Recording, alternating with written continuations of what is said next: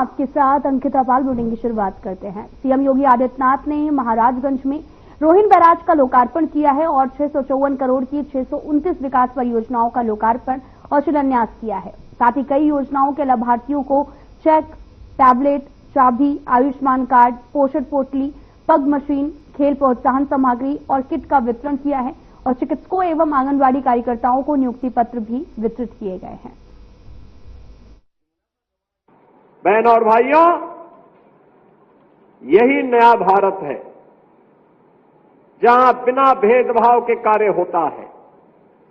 प्रधानमंत्री मोदी जी के नेतृत्व में आज पूरा देश एक नए भारत का दर्शन कर रहा है, जो भारत बिना भेदभाव के योजनाओं का लाभ सबको देता है। क्या गांव, क्या गरीब, क्या किसान, क्या नौजवान, क्या महिलाएं, क्या बच्चे। कार्यक्रम में आने के पहले मैंने यहां पे 24-24 दिन के बच्चों से मुलाकात करने का मुझे अवसर प्राप्त हुआ। 6-6 महीने के बच्चों का अन्नप्राशन करने का अवसर प्राप्त हुआ।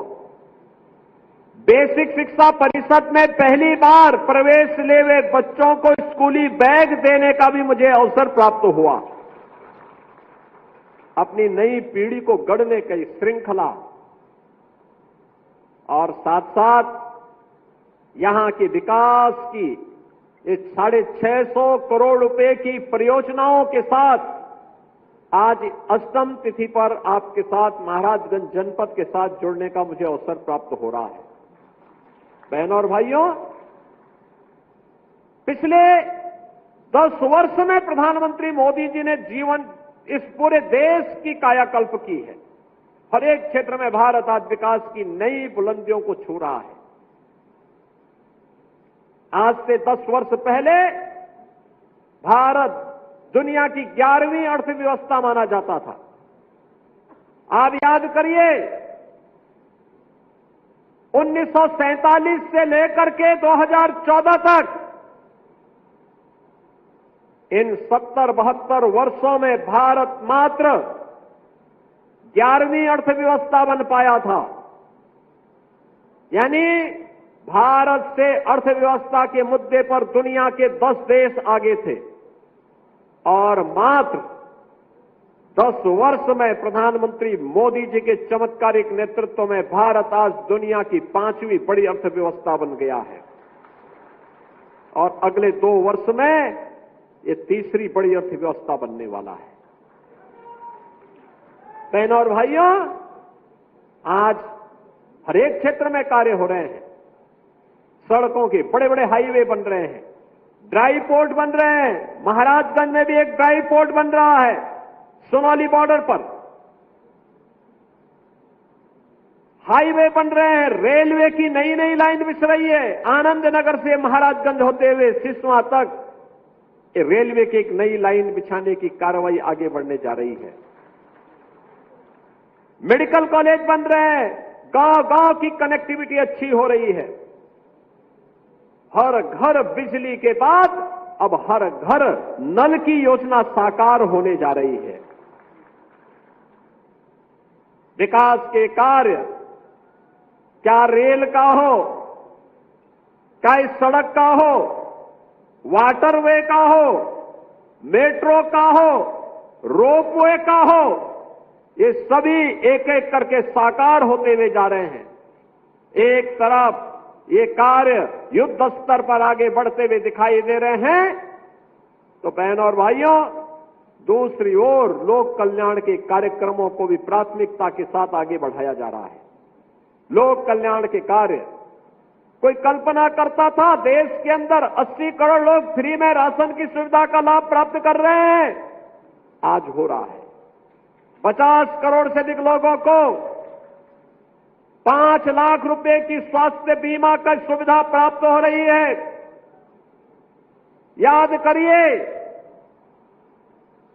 करिए 50 करोड़ लोगों को 5 लाख रुपया प्रतिवर्ष स्वास्थ्य बीमा का कवर। 12 करोड़ घरों में शौचालय बन गए। 10 करोड़ घरों में उज्ज्वला योजना का कनेक्शन पहुंच गया देश के अंदर।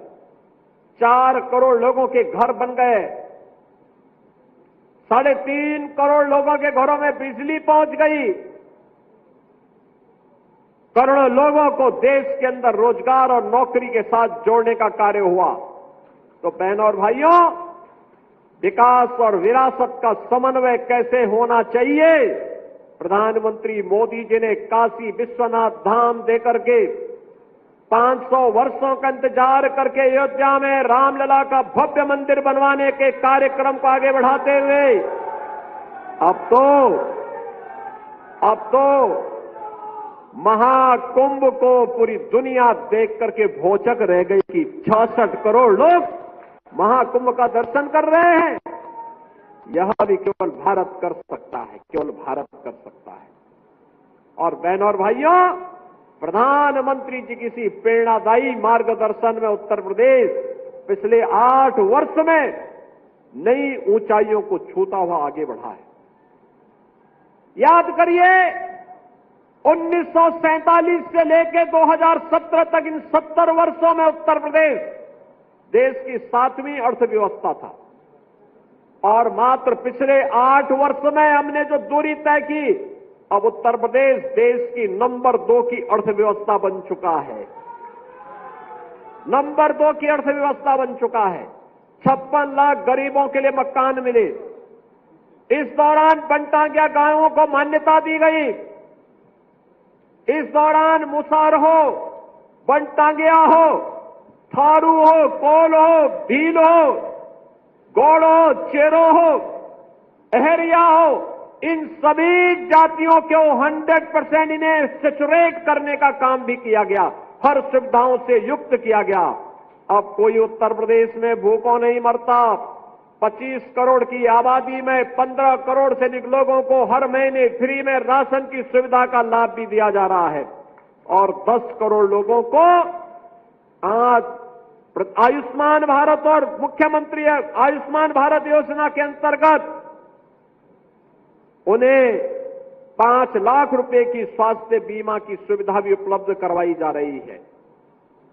उत्तर प्रदेश के अंदर नौजवान के लिए रोजगार की व्यवस्था, कमाई के लिए रोजगार, अच्छी शिक्षा हो इसके लिए पढ़ाई की उत्तम व्यवस्था, बेटी की सुरक्षा, व्यापारी के सम्मान और अन्नदाता किसानों की खुशहाली के लिए ये डबल इंजन की सरकार पूरी मजबूती के साथ काम कर रही है।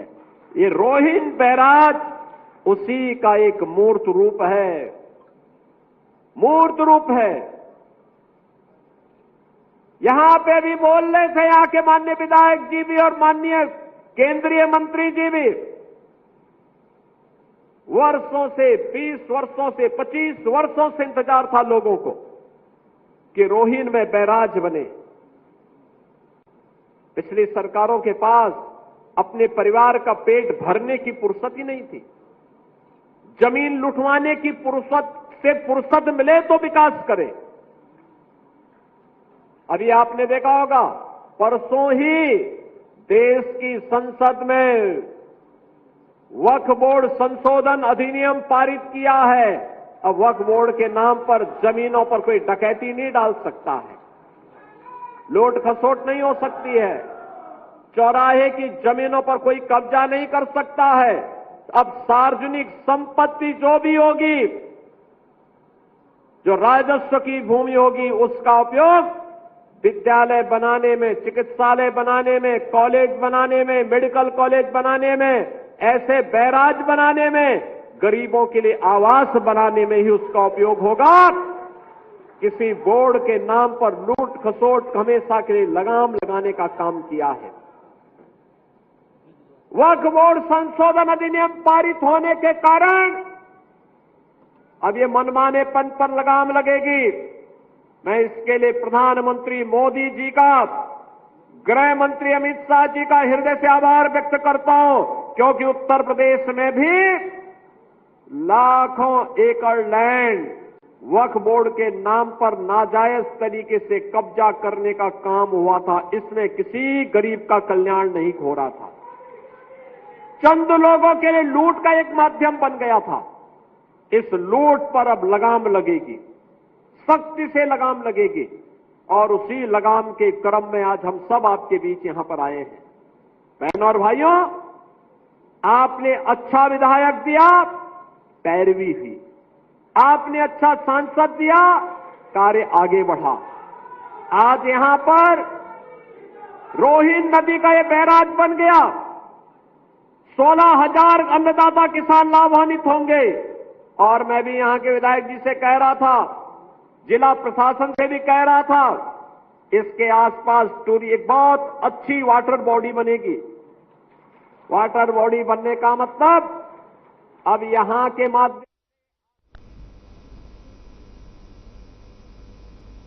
लखनऊ में समाजवादी पार्टी के राष्ट्रीय अध्यक्ष अखिलेश यादव ने प्रेस कॉन्फ्रेंस की। उन्होंने क्या कुछ कहा, आपको सुनाते हैं।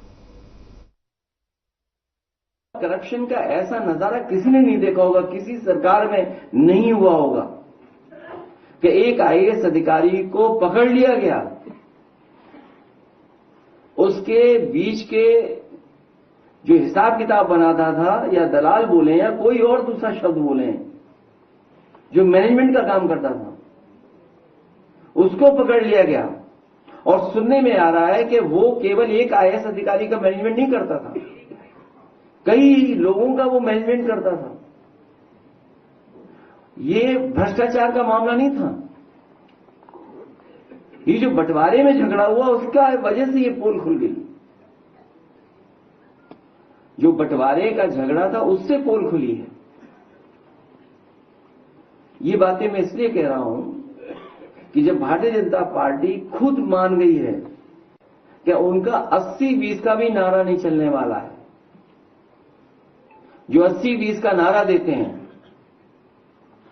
शायद इसमें 56 बोलने वालों से मैं पूछना चाहता हूं कि जो 80-20 का नारा है, हम लोग 80 में आते हैं कि 20 में आते हैं?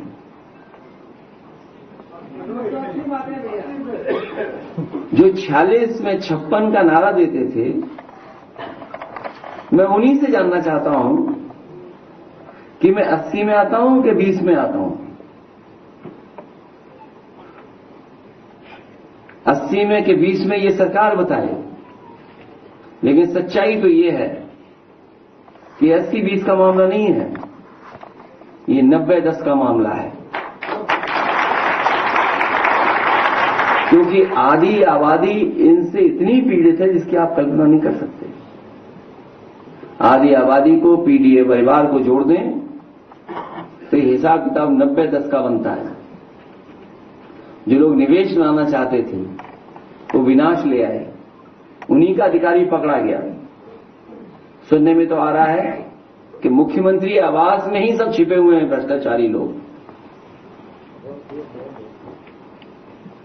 जो लोग न जाने कहां पाताल से ढूंढ लाते थे लोगों को, पाताल से, पाताल में ढूंढने चले जाते थे, वो मुख्यमंत्री आवास में नहीं ढूंढ पा रहे कि अधिकारी वहीं छिपा हुआ है। अभी तो वो भी नहीं ढूंढ पाए, उस अधिकारी को भी कोई नहीं ढूंढ पाया जिसने उत्तर प्रदेश का, सुनने में आया है, अखबारों की खबरों में आया कि उत्तर प्रदेश के अधिकारी के कई 100 करोड़ रुपया दूसरे स्टेट में पकड़े गए थे। इसलिए जो लोग कमजोर हो गए हैं, उनका अपना वोट खिसक गया, जनता जागरूक हो गई। जनता के सामने न किसान के सवाल पर सरकार की पे कोई योजना बना पाए, जो आय दो होनी थी वो नहीं कर पाए, नौजवान को नौकरी रोजगार नहीं दे पाए, आरक्षण नहीं दे पाए, महंगाई कम नहीं कर पाए, निवेश नहीं ला पाए। और अब तो टैरिफ वाला मामला आ गया। जो मित्र थे उन्होंने बोर्ड दिखा दिया कि हम कितना टैरिफ लेने जा रहे हैं, हम क्या परिवर्तन लाने चाहते हैं। जब अमेरिका जैसा देश अपनी अर्थव्यवस्था को बचाने के लिए दूसरे देशों पर पाबंदियां लगा रहा है, तो सरकार ये बताए जो 1 ट्रिलियन जाने कौन से ट्रिलियन तक ले जाने के लिए हमारे आपकी अर्थव्यवस्था कहां खड़ी है। और अर्थव्यवस्था में भी झूठे आंकड़े, प्रति व्यक्ति आय उसकी केवल बताते हैं जो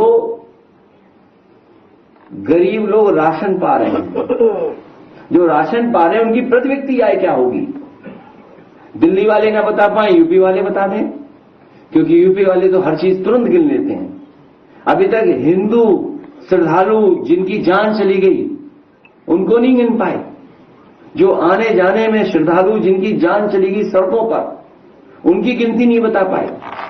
जो हजारों हिंदू श्रद्धालु खो गए उनकी गिनती न उनको ढूंढ पा रहे हैं। और सुनने में आ रहा है परिवारों को मनाने के लिए काले धन में संतुष्ट किया जा रहा है, पैसे देकर संतुष्ट किया जाता है। ये गिनती इसलिए नहीं बताई जा रही क्योंकि इनको मुआवजा देना पड़ेगा। सोचिए, सरकार जो दुनिया की न जाने कौन सी अर्थव्यवस्था बनने जा रही थी, मुआवजा देना ना पड़े इसलिए गिनती नहीं बता रहे।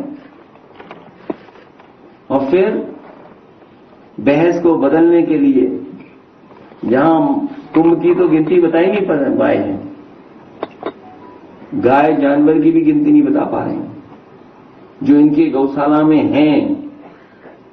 न गिनती रहने वालों की बता पा रहे हैं जिनको देखभाल कर रहे हैं लोग, न दवाई का हिसाब किताब दे पा रहे हैं, न इलाज के लिए जो संसाधन जुटा है उसका हिसाब किताब दे पा रहे हैं, और न मरने वालों की दे पा रहे हैं।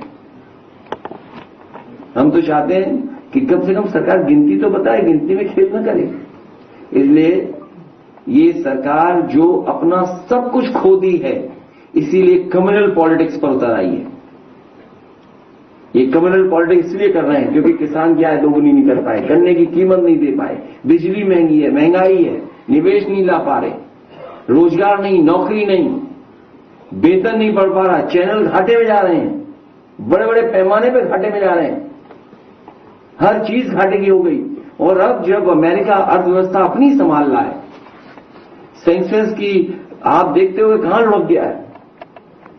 जिन लोगों ने निवेश किया वो अपना पैसा निकाले, वो जानते हैं कि यहां पे मुनाफा होने वाला नहीं है भारत में, इसीलिए तो सेंसेक्स तुरंत लड़खड़ा जाता है क्योंकि वो आपकी अर्थव्यवस्था पे नहीं टिका है, आपके निवेश पे नहीं टिका है। जो मुनाफा कमाना चाहते हैं उनके निवेश पे टिका हुआ है। जब उनको लगता है कि भारत में निवेश में हमारा मुनाफा नहीं हो रहा है तो वो पैसा बाहर ले रहे हैं। इसलिए ये सरकार कम्युनल रास्ता अपना रही है। मुझे उम्मीद है जो कार्यक्रम समाजवादी पार्टी ने घोषित किया है, बाबा साहब अम्बेडकर जयंती के अवसर पर 8 अप्रैल से 14 अप्रैल हम सभी समाजवादी लोग और पीडीए परिवार के लोग मिलकर के इस कार्यक्रम को सफल बनाएंगे और घर घर जाकर के लोगों को जागरूक करेंगे, क्योंकि संविधान ही हमारी संजीवनी है और संविधान ही हमारी ढाल है। जब कभी भी हमारे सम्मान पर आंच आएगी, जब कभी भी हमारे जान को खतरा होगा, तो यही संविधान हमारी ढाल बनकर के हमारी मदद करेगा। के बाद इस्तीफों का दौर शुरू हो गया है। ये आरएलडी से कई नेताओं ने इस्तीफा दिया है और उधर बिहार में भी कई इस्तीफे हो गए। मैंने अपने लोकसभा के भाषण में कहा था कि वक्फ के लिए जो कानून लेकर के आए हैं, कि भारतीय जनता पार्टी के लिए वाटरलू साबित होगी। अभी अखिलेश जी, आपके दलित सांसद के घर पर जो है तोड़फोड़ की गई है और उस तोड़फोड़ में जो है इनका दिखाती है कि जब असलियत से बात करो, उनसे पार्लियामेंट में बात करते हैं सांसद लोग, तो बाहर आके वो तोड़फोड़ करते हैं और घर जलाने की कोशिश करते हैं, तमाम इस मुद्दों को भटकाने की कोशिश करते हैं। तो वहीं दिल्ली में रूस दूतावास की तरफ से प्रदर्शनी कार्यक्रम का आयोजन किया गया, जिसमें मुख्य अतिथि के रूप में प्रसार भारती के अध्यक्ष डॉक्टर नवनीत कुमार सहगल शामिल होने के लिए पहुंचे। साथ ही आपको यह भी बताते चलें कि महामहिम डेनिस अलिपोव और साथ ही भारत गणराज्य में रूसी राजदूत के रूप में शामिल हुए। इनमें सभी रोमन बाबुश्किन ने भी शिरकत की है।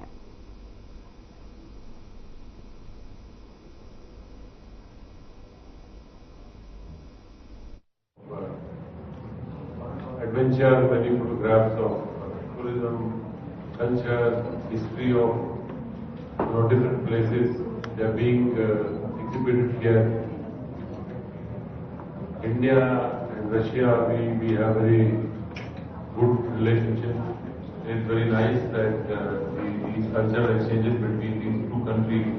They're being organized, and once again I would thank Sputnik for bringing all the talent here, bringing all these photographs for exhibition here, so that there is an interaction between, photojournalists here, creative people here, and the artists who have, the journalists who have created these photographs.